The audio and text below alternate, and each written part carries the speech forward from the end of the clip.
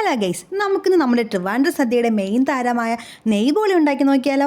അതിനായി ആദ്യം തന്നെ 2 കപ്പ് മൈദയും 2 ടീസ്പൂൺ മഞ്ഞൾപ്പൊടിയും കുറച്ച് നെയ്യും അതുപോലെ തന്നെ ഒരു നുള്ളു ഉപ്പും ചേർത്ത് നല്ലപോലെ മിക്സ് ചെയ്യും. അതിലോട്ട് 1/2 കപ്പ് വെള്ളവും ചേർത്ത് മാവ് നല്ല രീതിയിൽ നമ്മുടെ ചപ്പാത്തി പരുവത്തിന് കുഴയ്ക്കുക. ചപ്പാത്തിയുടെ അത്രയും കട്ടിയാവാൻ പാടില്ല, നല്ല സോഫ്റ്റ് ആയിട്ട് വേണം കുഴയ്ക്കാനായിട്ട്.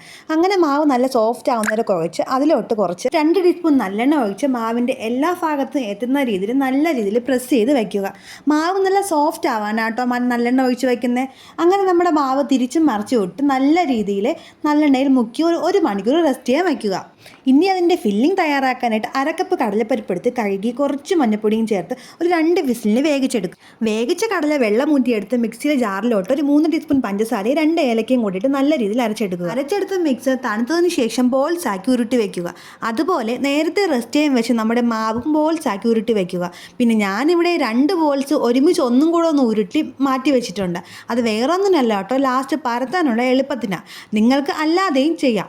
ഉരുട്ടി വച്ചേക്കുന്ന ബോൾസ് എടുത്ത് അരിമാവിട്ട് നല്ല സോഫ്റ്റായിട്ട് പരത്തിയെടുക്കുക.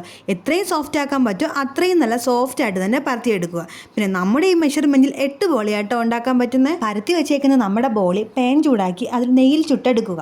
പിന്നെ ഒരുപാട് അങ്ങ് ചൂടാക്കാൻ പാടില്ല കേട്ടോ, അത് കൂടുതൽ അങ്ങ് ചൂടാക്കി അതിൻ്റെ സോഫ്റ്റ്നെസ് അങ്ങ് നഷ്ടപ്പെടും. ഇതിൻ്റെ കൂടെ നല്ല ചൂട് പാലടയോ സേമിയോ പായസം കൂടി ഒരു പിടി പിടിച്ചാലുണ്ടല്ലോ അടിപൊളിയാട്ടോ. അപ്പോൾ എല്ലാവർക്കും ഇഷ്ടപ്പെട്ടു ട്രൈ ചെയ്ത് നോക്കാൻ മറക്കല്ലേ. അപ്പോൾ ഇന്നേക്ക് ഇത്രയുള്ളൂ. Love U.